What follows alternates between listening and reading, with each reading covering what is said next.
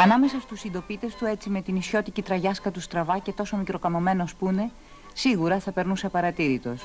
Μα δίπλα στο μαγικό δοξάρι του γίνεται βασιλιάς, ένα με το βιολί, τον έρωτά του.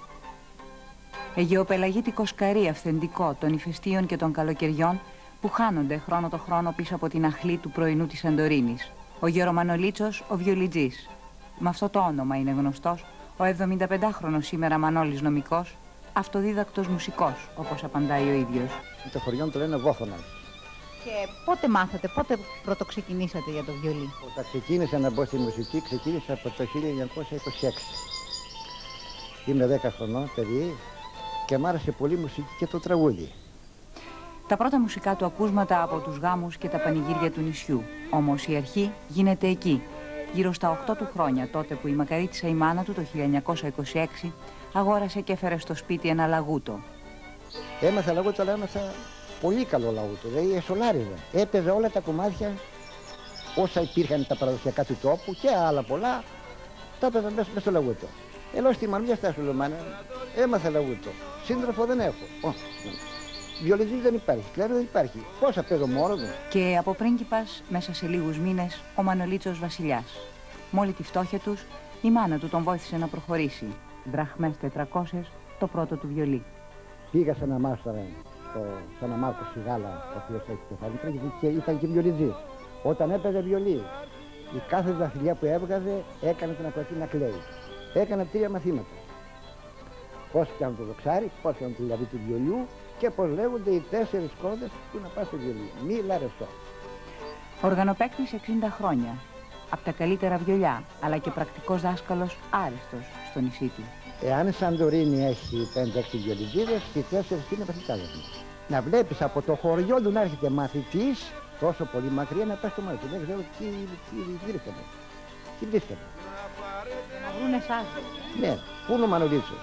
Θέλει να μάθει λόγο του στο Μανολίτσο. Θέλει να μάθει βιολί, θα πάω στο Μανολίτσο. Πρότεινε στην τέχνη του την κυρία Θεοδοσία, συντρόφισά του μέχρι σήμερα και στη ζωή. Έμαθα λόγο του εγώ.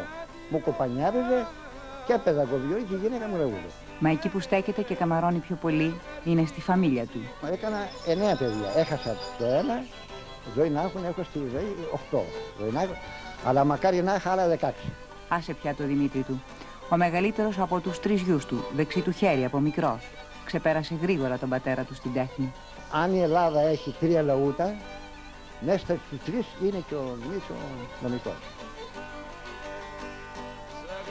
Βιβλίο γραμμένο με νότες και εικόνες στο μυαλό του, σαν αυτές που κρύβει μέσα της η καμένη γη της Λιγαριάς και της Λάβας, η Σαντορίνη. Και όταν το ξεφυλίζει, τι να πρωτοθυμηθεί. Τα χρόνια εκείνα υπάρχει μεγάλη επιθυμία μεταξύ του νέου και στην κοπέλα. Προσπαθούσε να πάει σε κανένα στενό κρυφά από τους πάντες, μην το μάθει ο πατέρας, μην το μάθει ο αδερφός, να την ερευνοκοπανίσει και γι' αυτό λοιπόν να μου λέει Μανολίτσο, πάμε ακόμα κατά της αγαπητικιάς μου. Εγώ δεν είμαι αυτή. Πάμε. Θα σου ένα 50. Έπαιρνα εγώ το βιολί μου, το λαού, το λαθίες, πηγαίναμε. Κινούσε απόξω από το σπίτι της κοπέλας. Αν κοιμάσαι, ξύπνησε κι αν ακρικνές τη μία σου. Κι αν είναι ο νους σου μετά με, σήκωσε πάνω δι σου. Ξύπνα που δεν εφώτασες, τον ύπνο να κοιμάσαι και του παλιού σου εραστή καθόλου δεν θυμάσαι.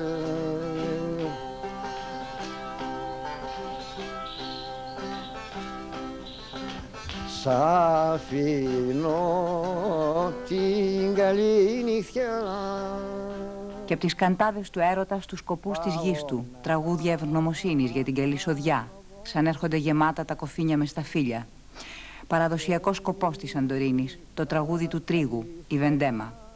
Πήγαινα στην Κάναβα, έπαιζα εγώ βιολί απ' έξω και χορεύανε μέσα στο παντετήρι οι εργάτες, οι οποίοι πατούσαν τα σταφύλια για να το κάνουν κρασί. Άμα ξεβέντε μη ίσομε και πλύνουν τα κομφινιά.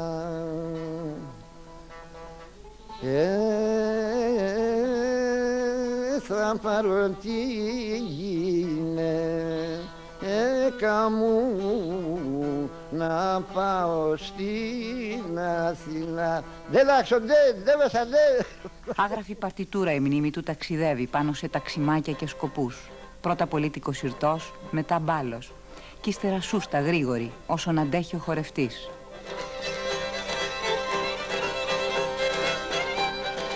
Κι οι δαχτυλιές του πάνω στις κόρδες του βιολιού, φωνές των κυμάτων που μεθούν ακόμα και μικρά παιδιά.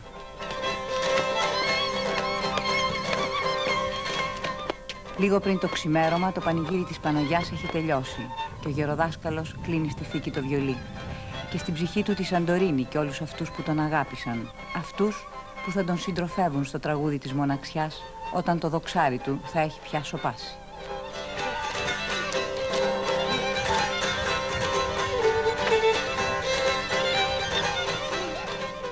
Όταν θα γεράσω, θα βλέπω τις βιολιτίδες και θα κλαίω. Και ένα που το έχω πει στα παιδιά μου και στη γυναίκα μου, αν θα φύγω, να βάλω στον τάφο μέσα ένα βιολί.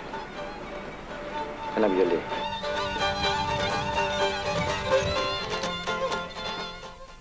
Ταξιδέψαμε